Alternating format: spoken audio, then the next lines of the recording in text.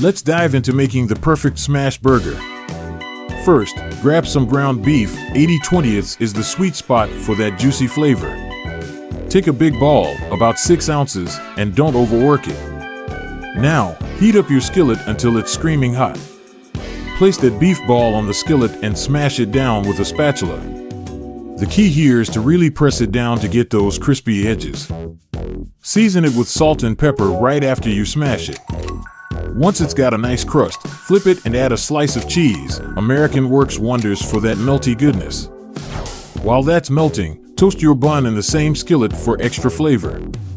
Assemble your burger with your favorite toppings: lettuce, tomato, pickles, and a dollop of your go-to sauce.